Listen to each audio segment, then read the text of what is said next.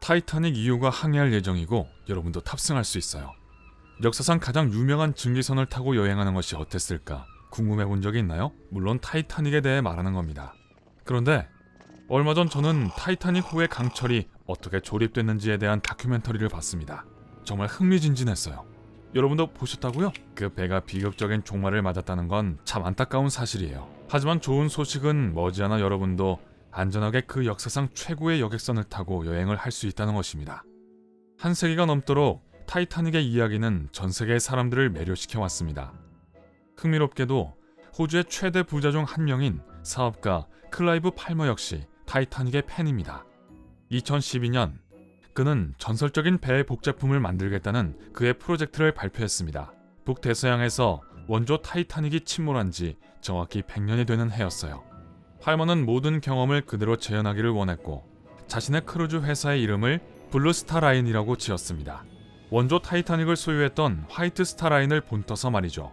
아직도 그의 의도에 대한 진정성이 의심된다면 이 남자는 자신의 꿈을 실현시키기 위해 5천억 원 이상을 투자했다는 걸 말씀드릴게요. 그리고 7년이 지난 지금 드디어 그 공사가 마무리되어 가고 있습니다. 다행히도 그 모든 돈과 시간은 헛되지 않았습니다. 디자이너들과 역사가들은 선박 내부가 가능한 한 원래 모습에 가깝도록 했습니다. 첫 번째 타이타닉의 사진이 많이 남아있기 때문에 비교해보는 것은 그리 어렵지 않을 거예요. 여러분도 알다시피 세계에서 가장 부유한 사람들이 타이타닉으로 여행하려고 서둘러 표를 샀습니다. 수십 명의 사업가와 귀족들이 1등석에 타고 있었고 그들은 특별 대우를 요구했어요. 그들의 요구는 확실히 만족되었는데 타이타닉은 거대한 크기뿐만 아니라 호화로운 편의시설로도 유명했기 때문이죠. 상상해보세요. 도서관, 체육관, 그리고 심지어 터키식 목욕탕이 100년 전 선박에 구비되어 있었어요.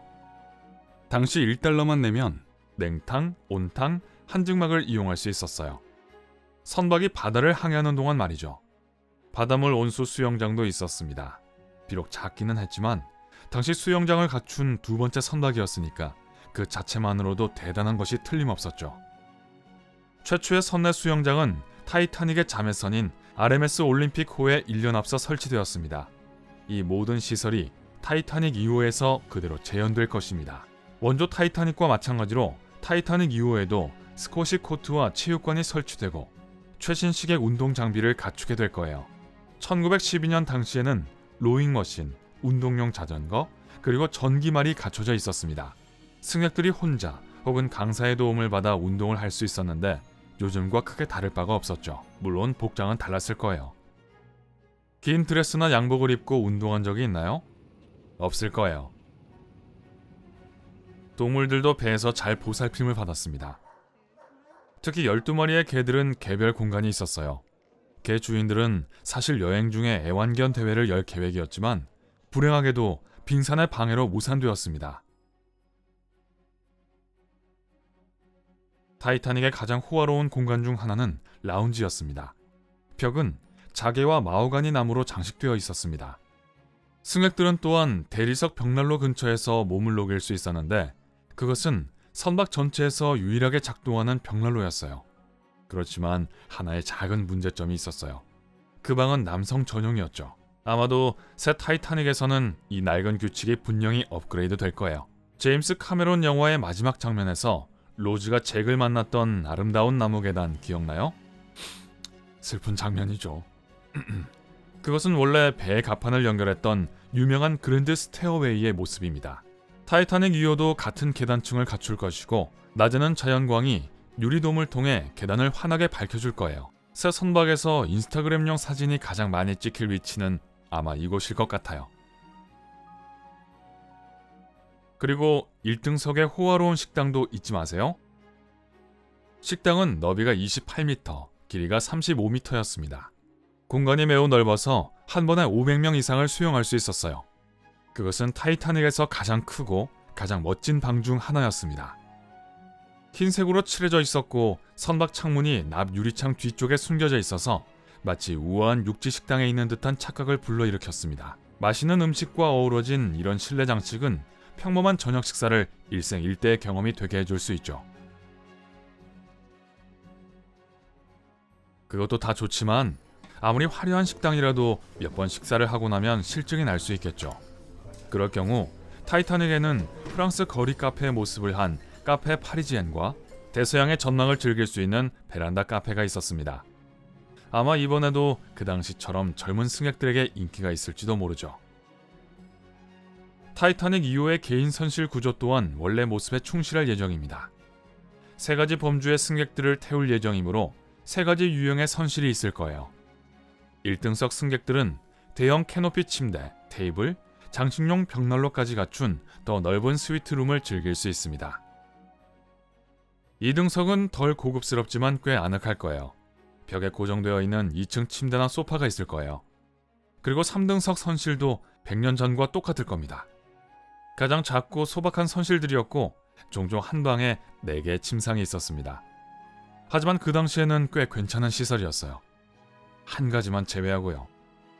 3등석 표를 산 사람들 700명이 사용할 수 있는 욕조는 2개뿐이었습니다. 타이타닉 2호를 만든 사람들은 3등석을 타고 여행하는 것이 모험이 되도록 하기 위해서 예전 모습을 그대로 유지하기로 했습니다. 약간의 변화가 있었으면 좋겠네요. 안 그러면 욕실을 사용하려는 줄이 아주 길 거예요. 어쨌든 현대적 안전 요건에 맞춰 배를 조종하는 데는 문제가 없었습니다.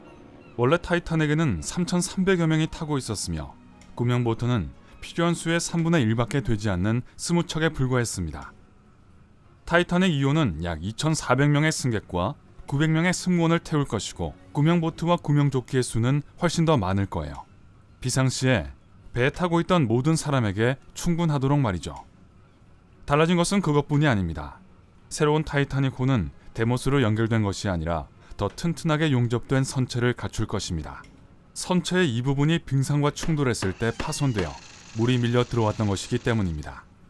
또한 보다 효율적인 디젤 엔진으로 전원될 것입니다. 당시의 선박은 증기로 동력을 얻었는데 증기는 거대한 보일러에서 생산되었습니다. 타이타닉 2호에는 1912년 총 9개의 갑판에 하나가 더 추가된 총 10개의 갑판이 있을 것입니다. 이 새로운 플랫폼은 필요한 수의 구명보트를 보관하는 데 사용될 것입니다. 계단 수도 더 늘어서 무슨 일이 생길 경우 승객들과 승무원들이 다른 층으로 더 빨리 이동할 수 있을 거예요. 그리고 물론 최신식 레이더와 위성 시스템을 갖추고 있어서 현대적 항해에 매우 적합할 것입니다. 타이타닉의 고풍스러운 방에서 반바지에 미니스커트를 입은 사람들을 상상해보세요. 이상하게 보이죠? 승객들이 지나간 시대를 최대한 경험할 수 있도록 승무원들은 큰 드레스와 턱시도를 준비할 겁니다. 심지어 인터넷이나 TV를 두지 않는 방안도 고려했습니다.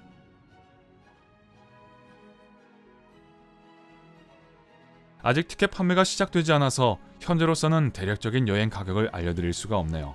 하지만 와이파이나 개인 욕실이 없더라도 타이타닉 2호를 타고 여행하는 것은 일반 크루즈 여행보다는 더 비용이 많이 들 거예요. 첫 항해는 2022년으로 예정되어 있습니다.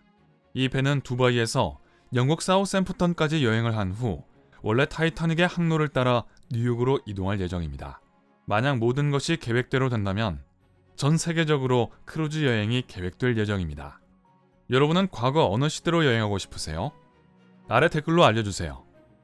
오늘 뭔가 새로운 걸 배웠다면 이 비디오에 좋아요를 주고 친구와 공유하세요. 하지만 아직 구명보트에 오를 걱정은 하지 마세요. 여러분을 위한 2000개가 넘는 멋진 비디오가 준비되어 있습니다. 왼쪽이나 오른쪽 비디오를 클릭하고 즐기세요. 삶의 밝은 면에 머무르세요.